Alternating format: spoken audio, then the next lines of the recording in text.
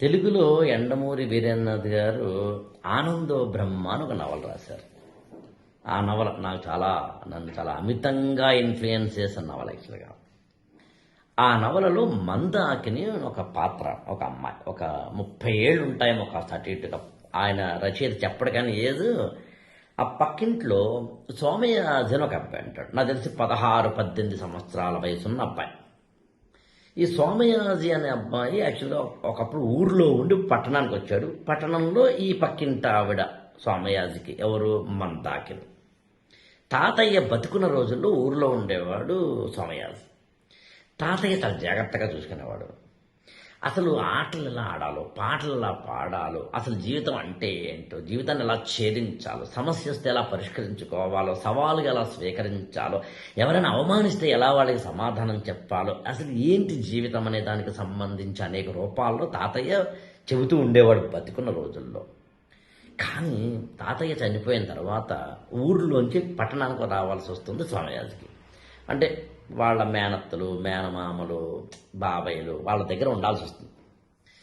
ఇక్కడ వీళ్ళందరూ తాతయ్య బతుకున్న రోజులు చాలా బాగుండేవారు, బాగా చూసుకునేవారు, కృత్రిమంగా ఉండేవాళ్ళు కాదు. తాతయ్య చనిపోయిన తర్వాత ఒక్కొక్కళ్ళలోంచి మృగాలు బయటికి రావడం మొదలుపెట్టాయి, మాస్కులు తొలగించడం మొదలుపెట్టారు.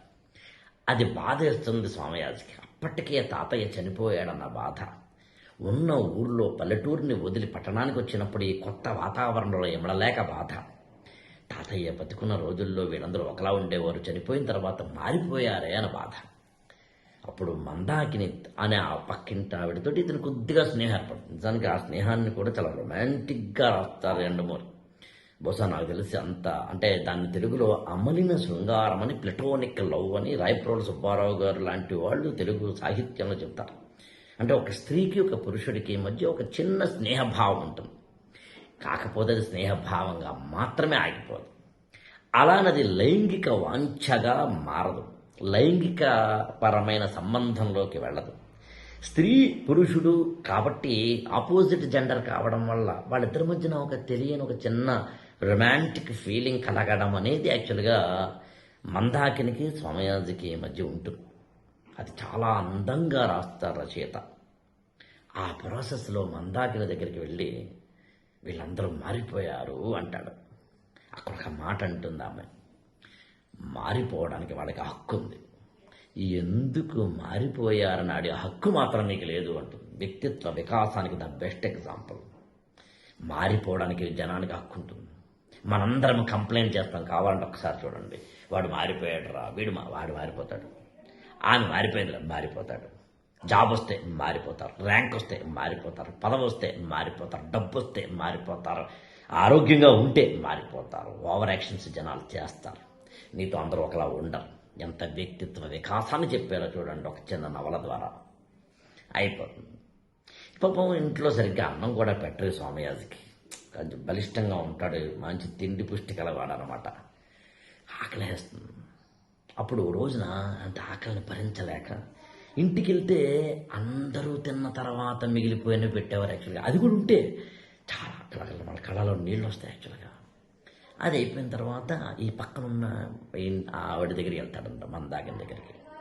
వెళ్ళినప్పుడు చాలా కోపంగా ఆర్ద్రంగా, నాకు ఆకలిస్తుంది, అన్నం పెట్టు అంట. అంటే అప్పుడు ఆమె అన్నం పెడుతూ అన్నం తింటాడు, కబగబా తింటాడు. తిన్న తర్వాత ఒక మాట అంటుంది ఆమె, తిన్నావు కదా, ఎస్. అక్కడ ఒక మాట అంటుంది, అంటే చెంప మీద చెల్లుమని కొట్టినట్టు, నీకు 18 ఏళ్ళు ఉన్నాయి. ఆకలి వేస్తున్నప్పుడు పిన్నినో అత్తనో అడుక్కుంటావా? పక్కింటిలో ఉన్న మందాకిని అడుక్కుంటావా?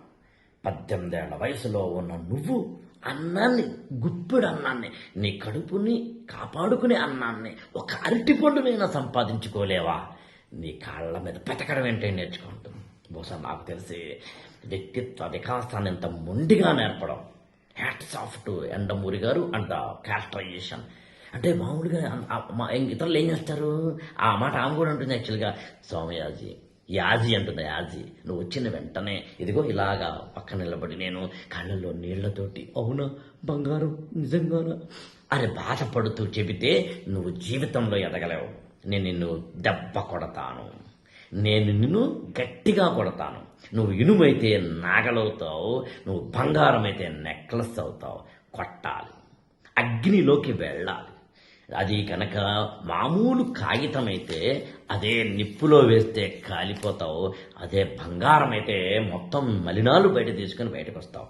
ఇప్పుడు చెప్పండి, జీవితంలో అప్పుడు ఆ అబ్బాయి ఏం చేస్తాడు తెలిసిన ఆశ్చర్యపోతారు చెప్తే, యాజీ గబగబా వెళ్ళి మన మామూలు ఎవరైనా మనం తిడితే కన్నీళ్లు కార్చేసే బ్యాచ్ కాదు. అందుకే ఆ నవల చివరిలో ఆశ్చర్యపోతారు, అది స్వామియాజ్ ఎంత ఎత్తుగా దిగాడు అన్నది. ఏడుతూ కూర్చుంటూ నన్ను ఇలా అంటావా, నన్ను అలా అంటావా, కంప్లైంట్ బాక్సు, కన్నీటి బాక్సు కాదు.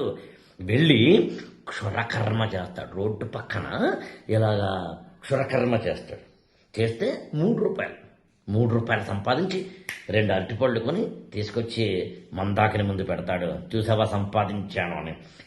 ఆ యాసి బాలభానుడి కిరణాలు, అంటే సూర్య భగవానుడి కిరణాలు ఎలా ఉంటాయో అలా ఉంది అంటాడు. యాక్చువల్గా నాకు తెలిసి మన జీవితంలో మందాకిని ఉందో లేదో తెలియదు, కానీ అసలు జీవితమే ఒక మందాకిని అంటాను నేను.